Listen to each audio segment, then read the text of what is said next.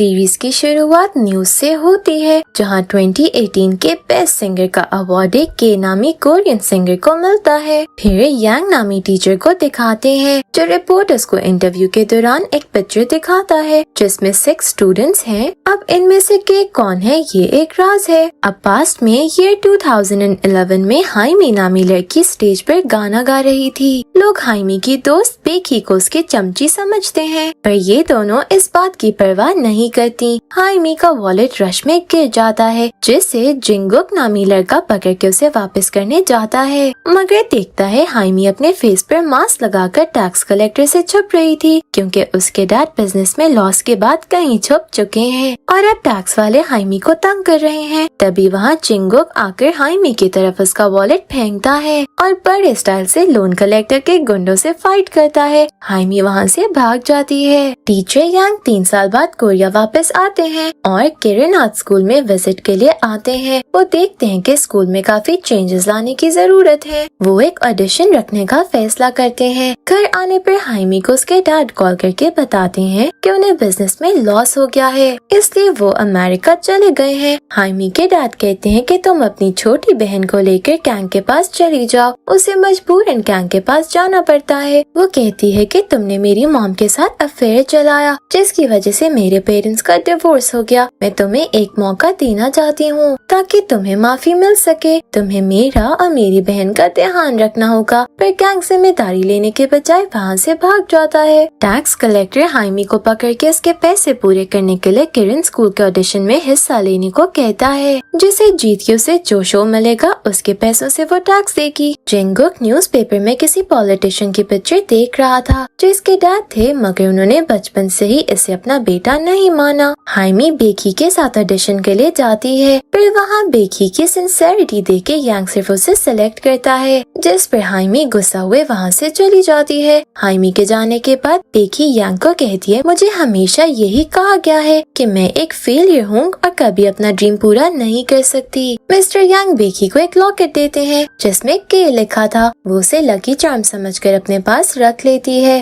Audition room से बाहर आके हाइमी जिंगुक से मिलती है और एक बार फिर उसकी मदद से गुंडों से बचती वहाँ से निकल जाती है। जिंगुक हाइमी का हेलमेट उतारता है, मगर उसे रोता देखकर वापस हेलमेट पहना देता है। मिस्टर यांग बताते हैं कि 97 स्टूडेंट्स सिलेक्ट हो गए हैं और बाकी 3 स्टूडेंट्स के तौर पे वो दो तो हाइमी और जिंगुक को सिलेक्ट करते हैं और तीसरा स्टूडेंट हमें दिखाया जाता है कि सैमडोंग है, जो एक विलेज में अपनी मॉम के साथ रहता है। हाइमी और उसकी बहन को लोन की वजह से घर से निकाल दिया जाता है। हाइमी उसी बेसमेंट के पास जाकर एक कार में बैठ जाती है। जब जिंगुक उसे देखता है तो उसे याद आता है कि हाइमी बचपन में उसकी फ्रेंड थी, मगर उसके पेरेंट्स ने मुझे बोर्डिंग स्कूल भेज दिया था, इसलिए ये बाद में नहीं मिले। सुबह जब जिंगुक हाइमी के लिए कुछ खाने के लिए लेकर जा रहा था, तभी वो एक कार में हाइमी को देखता है, जहाँ लोन कलेक्टर वाले उसे अपने साथ ले गए थे। वो उसे अपने नाइट क्लब ले जाते हैं और जबरदस्ती एक ड्रेस पहना के गाना गाने को कहते हैं। तभी वहाँ कैंग आ जाता है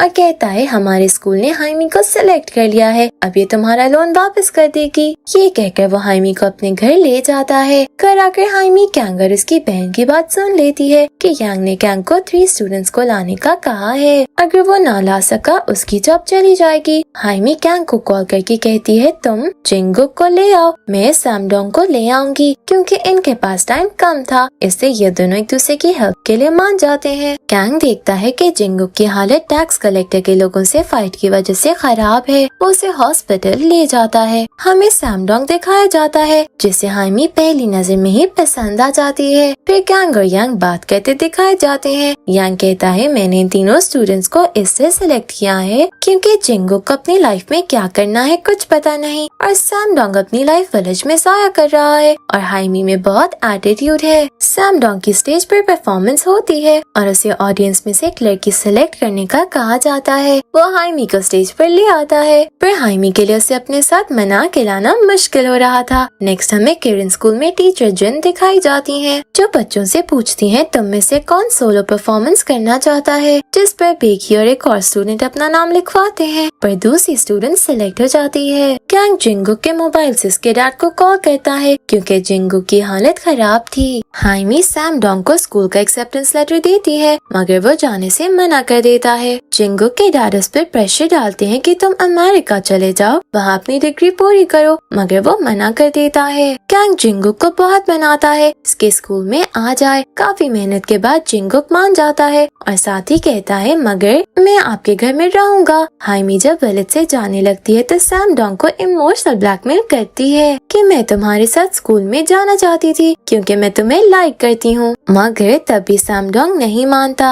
हाइमी जिंगुक को कैंग के घर में देखकर बहुत गुस्सा करती है और इसके बारे में बुरा भला कहती है। बेकी उस लड़की के शूज में कील रख देती है जिसने सोलो परफॉर्मेंस देनी थी। वहाँ सैम डोंग अपनी मॉम के कहने पर फाइनली स्कूल जाने को मान जाता है। प्रैक्टिस के दौरान उस लड़की के पाँव पे कील लग जाता है जिसकी वजह से बेकी को वेलकम में सोलो परफॉर्मेंस का मौका मिल जाता है। वो बहुत अच्छा परफॉर्म करती है। हाइमी उसे देखकर जेलस होती है। बाद में हाइमी जिंगुक को स्टेज पर बुलाया जाता है अपना टैलेंट दिखाने के लिए, मगर जिंगुक इतने लोगों को देखकर कंफ्यूज हो जाता है और वहाँ से भाग जाता है। हाइमी भी कुछ परफॉर्म नहीं कर पाती। सैम डोंग कैंग से मिलता है। कैंग उसे अपने घर ले आता है। हाइमी के शूज की हील टूट जाती है। सैम डोंग उसे कहता है मैं तुम्हारी हेल्प कर देता हूँ, मगर हाइमी उसे लड़ना स्टार्ट हो जाती है कि तुम यहाँ क्यों आए हो, मैं तुमसे झूठ बोला था कि मैं तुम्हें लाइक करती हूँ, और गुस्से में बाहर जाकर अपने शूज फेंकने लगती है। मगर जिंगुक उसे रोकता है और उसके दूसरे शूज की हील भी तोड़ देता है। हाइमी उसे भी लड़ती है कि मैं तुम्हारी वजह से स्टेज पर परफॉर्म नहीं कर पाई। जिंगुक कहता है तुम रोना चाहती हो। ये सुनकर हाइमी रोने लग जाती है। स्कूल में हाइमी और बेकी की लड़ाई हो जाती है और बेकी का लॉकेट गिर जाता है। हाइमी उसे अपने पास रख लेती है क्योंकि उसे लगता है जब से बेकी को ये लॉकेट मिला है तब से वो लकी हो गई है। सैम डोंग को सब स्कूल में अजीब तरह से देख रहे थे क्योंकि उसका हुलिया विलेज बॉय जैसा था। हाइमी उसके लुक चेंज कर देती है। अब वो बहुत हैंडसम लग रहा था।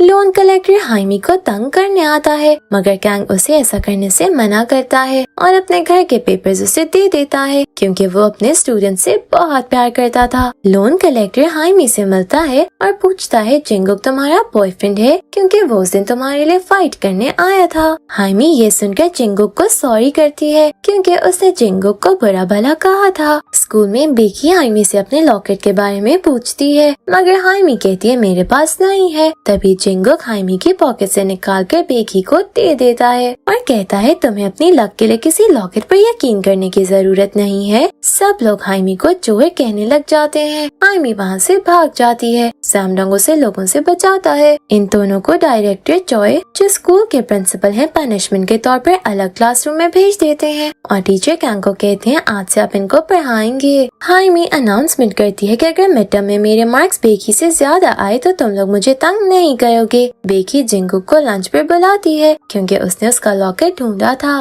बेकी हाइमी को बुरा भला कहती है जब हाइमी उस पर गुस्सा करने लगती है। तभी जिंगुक वहाँ आ जाता है। बेकी जानकर मासूम बन जाती है। जिंगुक हाइमी को ऐसा करने से मना करता है। कैंग टीचर जिनमैन से हेल्प का कहता है क्योंकि वो अकेले स्टूडेंट्स को सब नहीं सिखा सकते थे। सब स्टूडेंट्स अच्छा परफॉर्म करते हैं कि हाइमी गाना तो अच्छा गाती है मगर उसके फेस पे एक्सप्रेशंस अच्छे नहीं थे। वो अपनी फ्रेंड पिलसुक से एक्सप्रेशंस के बारे में पूछती है। पिलसुक बताती है तुम जिसको पसंद करती हो उसके बारे में सोचो, एक्सप्रेशंस खुद आ जाएंगे। जिंगुक हाइमी को बताता है कि तुम्हें याद है बचपन में तुम एक बच्चे से मिला करती थी जिसके लिए तुमने बर्थडे सॉन्ग भी गाया था और इसके पेरेंट्स ने उसे बोर्डिंग स्कूल भेज दिया था। हाइमी कहती है हाँ मुझे याद है। जिंगुक बताता है वो बच्चा मैं ही हूँ। कंपटीशन का दिन आ जाता है। सब गाना गा रहे थे। बेकी को आई कांटेक्ट ना करने की वजह से 85 मार्क्स मिलते हैं और हाइमी स्टेज पे वो ही बर्थडे सॉन्ग गाती है जो बचपन में जिंगुक के लिए गाया था। वो बहुत अच्छे एक्सप्रेशंस देती है जिसकी वजह से उसे 100 मार्क्स मिल जाते हैं। हाइमी बेकी के पास जाकर कहती है टैलेंट इंसान के अंदर होता है, इसे लक का कोई ताल्लुक नहीं है। हाइमी के लॉकर में कोई ब्लड वाला टेडी रख देता है। ये एक वार्निंग थी। जब जिंगुक ये देखता है तो वो हाइमी को कॉल करता है मगर उसका फोन क्लासरूम में था। सैम डॉग को जब पता चलता है वो हाइमी को बचाने जाता है। तभी कोई छत से हाइमी के ऊपर एक फ्लावर पॉट गिरा देता है मगर सैम डॉग उसे साइड पे कर देता है और वो पॉट सैम डॉग के सर पर लग जाता है। उसका ब्लड निकलता है और उसे हॉस्पिटल शिफ्ट किया जाता है। जब सैम डॉग को होश आता है हाइमी उसे हक करके बहुत रोती है। स्कूल में अब एक शोकेस होता है जिसमें स्टूडेंट्स को स्टेज पर परफॉर्म करने का मौका मिलेगा मगर डायरेक्टर चॉय कैंग और उनके स्टूडेंट्स को इसमें नहीं बोलते। सैम डॉग सबको बताता है कि उस उसने अपनी मॉम से झूठ बोला था कि वो भी शोकेस में परफॉर्म करने वाला है और उसकी मॉम उसका शो देखने भी आ रही है। हाइमी प्लान बनाती है कि हम एक फेक शो करेंगे। सब मान जाते हैं। इस शो के लिए उन्हें पैसों की जरूरत थी। कैंग लोन कलेक्टर के पास जाता है। अभी वहाँ हाइमी भी आ जाती है। उससे पता चल जाता है कि कैंग ने उसके लिए अपने घर के पेपर्स लोन कलेक्टर को दे दिए हैं। वो बाहर आकर जिंगुक के गले लगकर रोती है और बताती है कि मेरे डैड ने बताया था कि कैंग बुरा आदमी है, मगर वो इतने अच्छे कैसे हो सकते हैं। तभी वहाँ जिंगुक के डैड आ जाते हैं और उसे अपने साथ ले जाते हैं और इमोशनल करते हैं कि वो अमेरिका चला जाए। जिंगुक भी मान जाता है। बेकी जिंगुक से कहती है कि मेरी मॉम मेरे सिंगर करियर से खुश नहीं है, तो क्या तुम मेरे लिए मेरे साथ शो में परफॉर्म करोगे। जिंगुक मान जाता है। हाइमी को जब पता चलता है वो जिंगुक पर गुस्सा करती है क्योंकि वो फेक शो पर ना आकर बेकी के लिए रियल शो में जा रहा था। शो का दिन आ जाता है। बेकी और जिंगुक बहुत अच्छा परफॉर्म करते हैं। हाइमी और सैमडोंग का शो भी अच्छा जाता है। जिंगुक सोच लेता है कि वो सिंगिंग और डांसिंग छोड़कर नहीं जाएगा। तभी वहाँ एक मैनेजर आकर बेकी और जिंगुक को एक शो ऑफर करता है, जिस शो के बाद इनका करियर अच्छा बन सकता था। बेकी जिंगुक को पसंद करने लग जाती है, मगर वो जानती है कि जिंगुक हाइमी को पसंद करता है। सैमडोंग कैंग को थैंक्स कहने जाता है, मगर उसे एकदम से आवाजें आना बंद हो जाती हैं, लेकिन आहिस्ता आहिस्ता आवाजें आना शुरू हो जाती हैं। सैमडोंग इस बात पर इतना ध्यान नहीं देता। सैमडोंग की मॉम सबके साथ खाना खा रही थी, तो वो जिंगुक की प्लेट में एक फिश रखती हैं। इससे जिंगुक इमोशनल हो जाता है क्योंकि उसके पेरेंट्स उसे कभी एक्सेप्ट ही नहीं किया।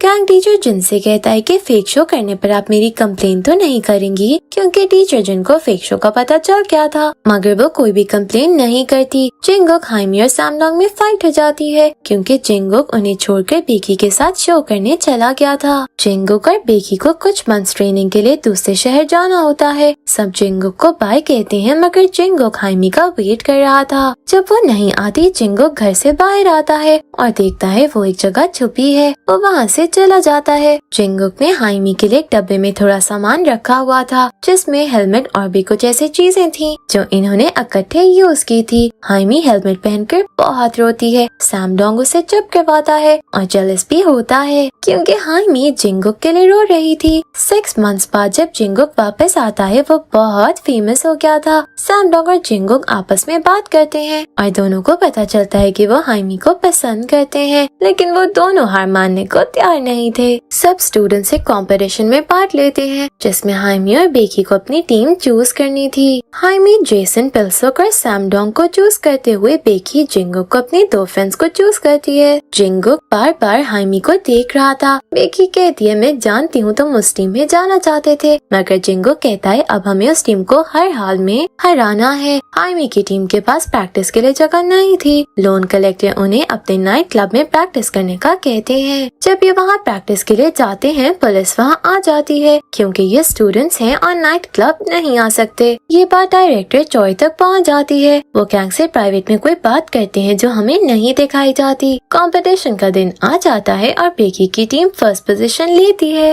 और हाइमी की टीम थर्ड। बेकी हाइमी के पास आकर इसे चिढ़ाती है, मगर हाइमी खुश थी क्योंकि वो मिसफिट कैटेगरी से बाहर आ गई थी पोजीशन लेने के बाद। सैमडोंग खुश होकर हाइमी को चीक्स पर किस करता है। जिंगुक ये देखकर जेलस होता है। न्यूज़पेपर में न्यूज आती है कि जिंगुक फेमस पॉलिटिशियन का बेटा है। इसके बाद उसे कॉल करके एक इंटरव्यू पर चलने का कहते हैं और वहाँ बताते हैं कि जिंगुक को मैंने अडॉप्ट किया था। जिंगुक भी उनकी साइड लेता है। जिंगुक अपने डैड को एक वॉच गिफ्ट करता है। फर्स्ट पोजीशन वाले स्टूडेंट्स को जापान ट्रिप पर भेजा जाता है। टीचर गैंग अपने स्टूडेंट्स को भी अपने खर्चे पर जापान ले जाते हैं और यहाँ हमें बताया जाता है कि डायरेक्टर और गैंग में यही बात हुई थी कि गैंग को रिजाइन करना होगा, वरना उसके स्टूडेंट्स को स्कूल से निकाल दिया जाएगा। जापान जाकर हाइमी और सैमडोंग गुम हो जाते हैं। तभी हाइमी वहाँ एक फेरी व्हील देखती है। सैमडोंग कहता है तुम इसमें बैठना चाहती हो, मगर उनके पास पैसे नहीं थे। तभी ये वहाँ 2 लड़कों को गाना गाते देखते हैं जिनको लोग पैसे दे रहे थे।